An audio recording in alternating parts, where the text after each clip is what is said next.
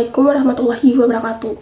Perkenalkan, nama saya Syauluna Ibrahim dengan nomor NIM 240803103031 dari Prodi D3 Kesekretariatan.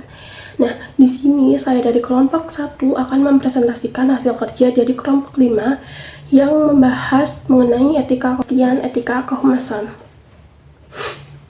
Etika humas atau etika kehumasan adalah prinsip dan aturan perilaku yang harus diikuti oleh seorang praktisi humas dalam menjalankan tanggung jawab profesionalnya.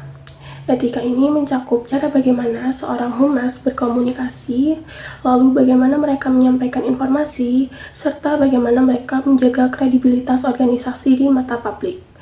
Dalam dunia kehumasan sendiri, profesionalisme tidak cukup jika tidak disertai dengan integritas. Nah, oleh karena itu, praktisi humas harus selalu menjaga kejujuran, lalu menghargai kepentingan publik, serta bersikap objektif dalam menghadapi berbagai situasi. Next, yakni ada peran dan fungsi humas di era globalisasi. Nah, kita hidup di era globalisasi di mana informasi tersebar dengan sangat cepat, lintas batas negara dan budaya. Nah, dalam konteks ini, peran humas menjadi semakin kompleks dan menantang. Yang pertama, humas harus mampu menghadapi tantangan demokratis, yaitu bagaimana menyampaikan informasi dengan jujur, namun tetap mengamankan kepentingan organisasi. Lalu yang kedua, yakni ada kebebasan pers juga menjadi tantangan tersendiri karena media massa dapat menyebarkan berita dalam hitungan detik. Nah, praktisi humas harus siap memberikan klarifikasi atau respon cepat terhadap isu yang berkembang. Lalu yang ketiga, yakni humas memiliki peran sentral dalam menciptakan dan menjaga citra positif organisasi. Ini bukan hanya tentang tampilan luar, tetapi juga bagaimana organisasi dipersepsikan oleh publik. Nah, berdasarkan integritas, kejujuran, dan konsistensinya dalam berkomunikasi. Lalu yang selanjutnya yakni kode dan aspek praktisi humas. Untuk memastikan seorang humas bertindak secara profesional, maka ada 4 kode perilaku yang harus dijadikan pedoman. Yang pertama yakni ada Code of Conduct yang mengatur bagaimana perilaku pribadi seorang humas dalam menyampaikan informasi dan berinteraksi dengan berbagai pihak. Lalu yang kedua yakni ada Code of Profession yang menjadi standar yang menjamin seorang humas tetap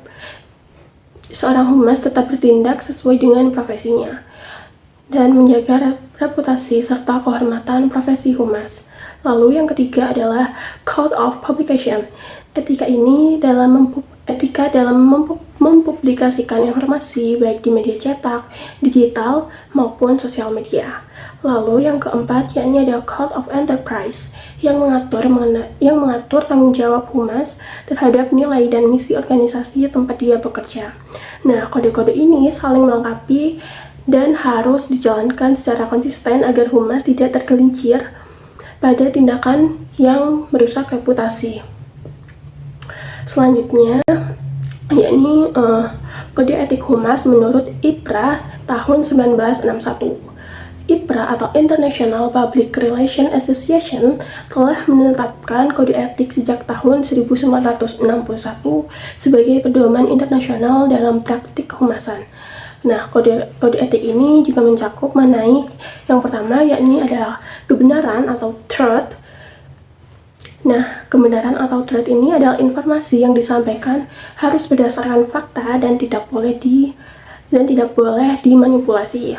Lalu yang kedua yakni keadilan atau fairness, yakni praktisi humas tidak boleh menunjukkan keberpihakan atau diskriminasi baik terhadap individu maupun kelompok. Lalu yang ketiga adalah tanggung jawab sosial atau social responsibility, yakni seseorang humas harus mempertimbangkan dampak sosial dari setiap pesan atau kampanye yang diluncurkan. Lalu yang selanjutnya yakni ada kerahasiaan atau confidentiality, yakni menjaga informasi rahasia milik organisasi atau klien adalah kewajiban yang sangat mutlak. Lalu ada yang selanjutnya ada tidak menyesatkan atau non-deceptive, yakni praktisi humas dilarang menggunakan teknik yang dapat menipu atau memanipulasi opini publik. Nah, kode etik ini memastikan bahwa humas tidak hanya menjalankan tugas, tetapi juga menjaga nilai-nilai moral yang sangat penting. Lalu, slide selanjutnya, yakni sikap etis seorang humas. Tidak hanya kode etik seorang humas seorang humas juga dituntut untuk memiliki sikap pribadi yang mencerminkan etika tinggi. Sikap etis ini meliputi yang pertama, jujur dan transparan, yakni tidak menyembunyikan informasi penting, tidak berbohong kepada publik maupun atasan. Lalu yang kedua, yakni siap menerima konsekuensi dari informasi yang disampaikan, serta selalu mencari solusi apabila terjadi kesalahan. Lalu yang ketiga, yakni menghormati kerahasiaan, yakni tidak menyebarkan informasi internal organisasi ke pihak luar tanpa izin. Lalu yang selanjutnya adalah adil, yakni tidak memihak pada kelompok tertentu dan menghargai semua stakeholder secara setara. Lalu yang selanjutnya yakni adalah objektif, yakni menilai suatu isu berdasarkan data dan fakta, bukan berdasarkan emosi atau tekanan pihak tertentu. Nah, sikap-sikap ini akan menjaga integritas praktisi humas yang nantinya juga akan menjaga citra organisasi. Lalu pada slide selanjutnya yakni adalah hambatan dan tantangan. Dalam dunia nyata, idealisme etika kadang berbenturan dengan realita pekerjaan. Praktisi humas sering menghadapi berbagai hambatan seperti adanya kecenderungan untuk mengejar keamanan kerja, gaji besar, lalu atau pengakuan dari atasan yang kadang mengesampingkan nilai-nilai etis. Sedangkan tantangan yang umum dihadapi antara lain manipulasi informasi baik karena tekanan organisasi atau untuk kepentingan branding. Nah, konflik kepentingan terutama saat menghadapi opini publik dan kebutuhan internal. Lalu ada penyebaran hoax yang dapat merusak reputasi organisasi jika tidak ditanggapi dengan cepat.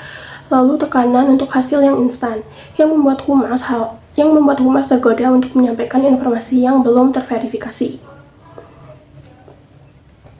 Nah, lalu ada lagi yakni perubahan teknologi yang sangat cepat menuntut humas untuk selalu beradaptasi agar tidak ketinggalan zaman. Nah, dalam menghadapi hambatan dan tantangan ini, etika harus tetap menjadi kompas utama.